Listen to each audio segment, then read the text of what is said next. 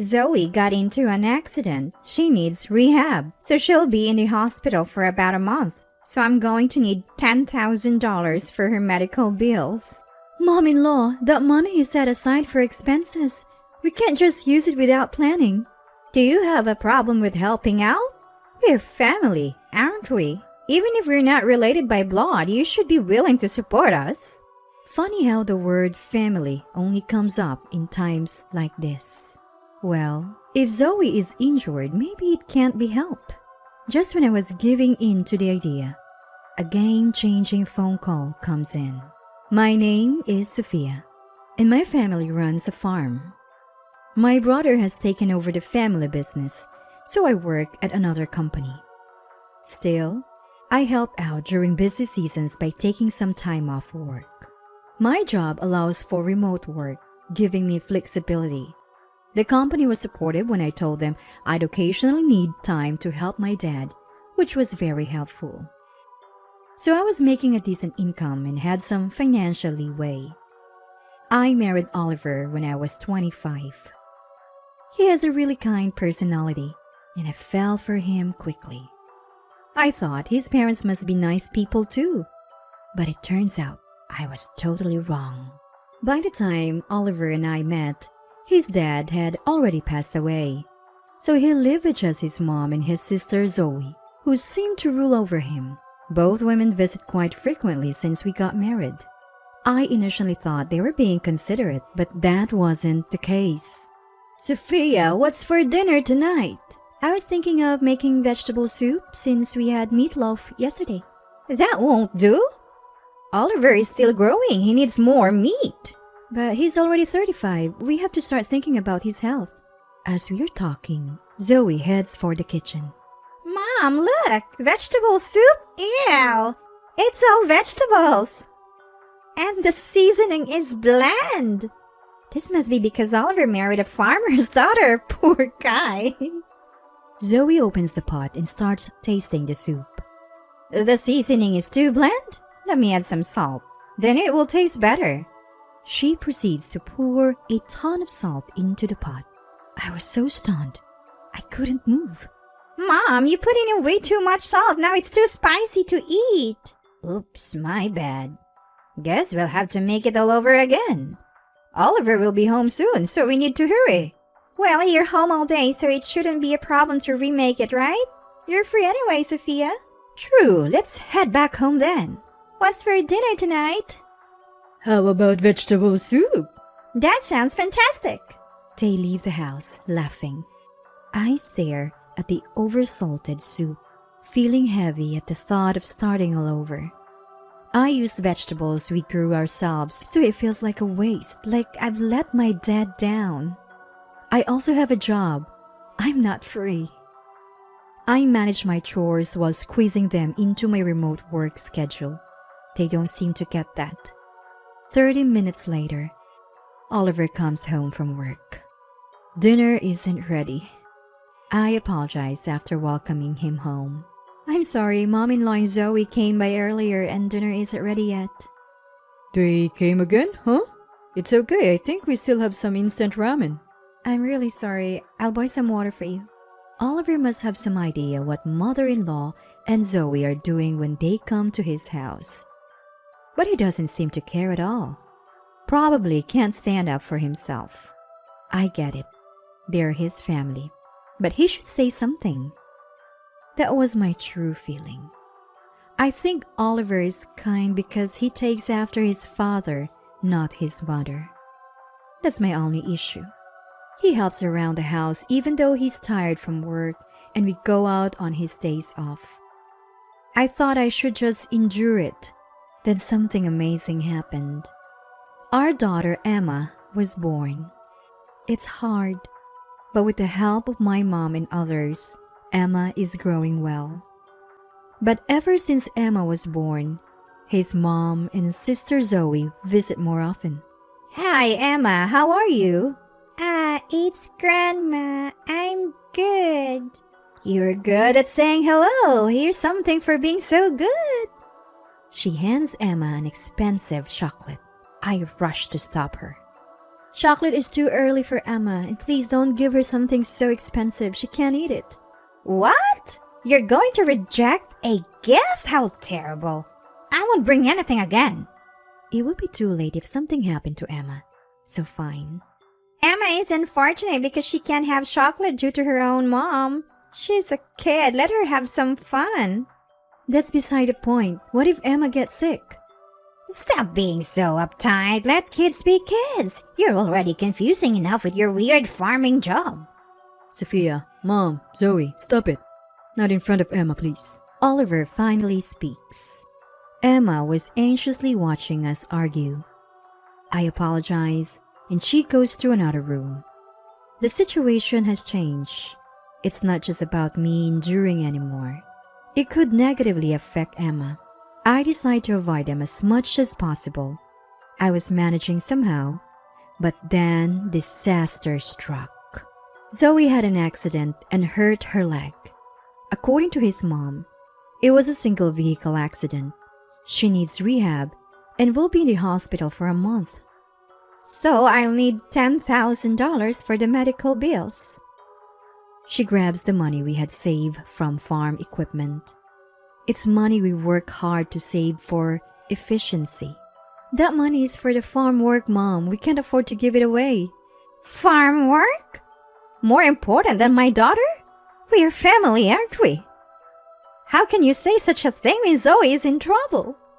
I can't stand her invoking family only when it's convenient. Mom, what's going on? Emma comes over because of the raised voices. Oh, Emma, your mom is going to have Zoe, right, Sophia? Yes. Under the pressure, I nod. See you later, Emma. She leaves, satisfied. I sit down, defeated. Mom, are you okay? I'm okay, sweetie. Sorry for worrying you. I held Emma, looking anxious, and tried to soothe her. Spending this much money is hard, but it's for Zoe, so it's unavoidable. That's what I had to tell myself. But mom-in-law's demands just kept escalating. Cook meals because caring for her is tough. Do the laundry. She was asking for everything. When I tried to decline because of work, she'd say, "You're at home anyway, so what's the problem?" I felt both physically and emotionally drained. Do you want me to help? I can visit the hospital if you tell me where it is. No need. Zoe is my daughter. I can't impose on you. She kept asking for favors and taking money, but helping her was somehow imposing? Since the day of the accident, I haven't even seen Zoe. What if I go see her? I can swing back after work. You don't have to worry, Oliver. I'll take care of it. That's how she'd shut it down. Eventually, Oliver stopped asking about Zoe too. Maybe Zoe needs her space. Mom's looking after her, so she's fine. If she needs something, she'll reach out. That's the conclusion I settled on. If Oliver's not saying anything, it's not my place to dig deeper. The unexpressed stress kept piling up. Then one day, mother-in-law said she had something to do for Zoe and left alone. Usually either Oliver or I would go with her, but today she left alone. I was relieved and started cleaning the house. About an hour in, Oliver's phone rings. It's mother-in-law shopping. He's in the garage, so I consider picking up. Emma approaches. Hey, it's Grandma. Answer it quick. After saying that, the call abruptly ended. Panic. Oliver tried to signal that he was away from his desk but overheard a shocking conversation.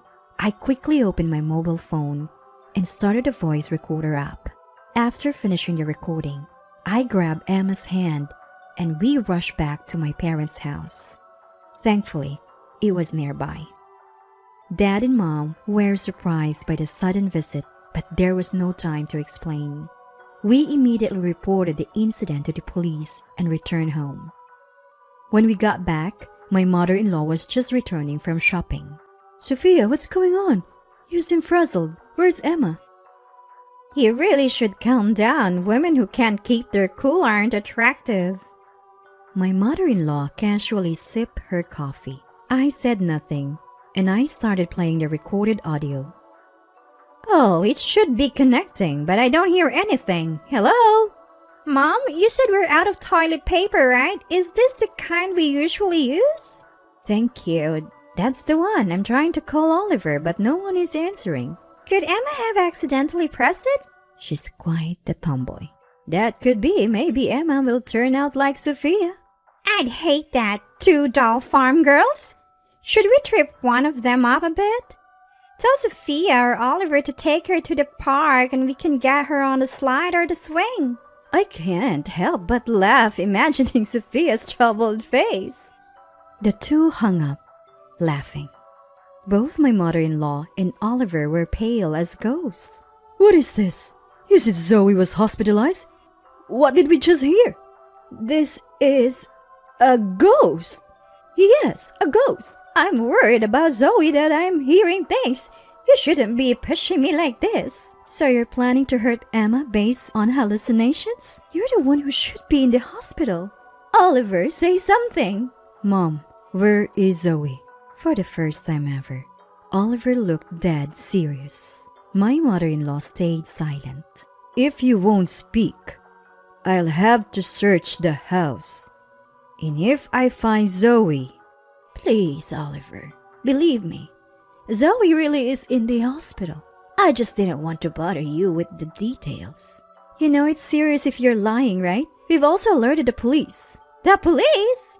My mother-in-law shouted. Of course, I can't ignore the potential threat to my daughter. Home affairs are not the police's business, they said, but this is not a joke. Oliver seemed to have understood. So that's why you moved Emma. Thank you. Now we need to find Zoe. Wait, Oliver. This recording is fake. Sophia is trying to trick us. Enough of that. Sophia is clearly trying to protect our daughter. I trust Sophia. If you can tell me, I will call every nearby hospital to see if Zoe is there. If not, I'm filing a missing person report. That's it? At that, my mother-in-law collapsed. It seemed the game was up. A few minutes later, Zoe arrived home. She was perfectly fine, with both feet intact. It's annoying that he keeps interfering with every little detail. I was living a good life. You've been lying about being in the hospital to live off that money, haven't you? Yeah, so what? We're family. You can spare $10,000, can't you? You'd be happy if your family was doing well, right? Are you really that stingy? From this moment on, we're not family, Mom. Zoe, please, cut ties with us. I can't take this anymore. What are you saying, Oliver? I approve of your marriage to Sophia for your happiness. I never wanted you to be with someone like this. I thought you could do better, but still. Don't say another bad word about Sophia and Emma. Just leave. I never want to see you again. Exactly, Mom. Let's hear what Emma thinks too. She's her daughter, and her opinion matters, right? Fine. She's probably at Sophia's parents' house, right? I'll call her now, so listen up. She starts dialing the home phone. She puts it on speaker so everyone can hear. Hello? Hi, Emma, it's Grandma. Can I talk to you for a second? Emma remains silent, but the mother-in-law continues. You miss Grandma if I were gone, right? Your mom wants to cut me out. Say something, will you? After a moment of silence, Emma speaks. I don't like Grandma. Mom always looks sad because of you. Zoe talks bad about Mom, so I don't like her either. Both the mother-in-law and Zoe are at a loss for words. Given that, please leave now. If you stay, I'll call the police again. The two of them leave the house, heads hung low. We immediately go to pick up Emma. I had been worried that maybe Emma didn't want to be separated from her grandmother. It's natural for a child to miss their grandparents. I thought we'd have to find another way. But Emma had been paying close attention to the actions of her grandmother and Zoe. And so, we decided to have nothing more to do with them. If they come close, we'll call the police immediately. We also plan to get back the money we gave Zoe for her medical expenses. I later heard that Zoe lost her job. She was constantly getting yelled at by her boss for her poor work attitude. It's easy to imagine from her daily behavior. They probably needed money because Zoe lost her income. Now, they're living off the mother-in-law's pension. But she's too old to work, and Zoe's attitude is so bad that she can't hold a job. I saw them stocking up on discounted potatoes at the supermarket the other day. They both looked a bit thinner and worn out, but it's their own fault. Both Dad and Mom were really worried after this incident. We hadn't consulted them much since getting married, not wanting to be a burden. Mom was planning to speak clearly when the mother-in-law called, but Emma beat her to it. She wanted to tell her grandmother directly, she said. Both Dad and Mom said they'll be there for us if anything happened, so we'll make sure to talk to them from now on. Emma, who we were most worried about, seemed surprisingly carefree. Maybe she was stressed by the mother-in-law and Zoe without us knowing. We've been busy with work and haven't gone out much lately, so we're planning a family trip to the amusement park during our next day off.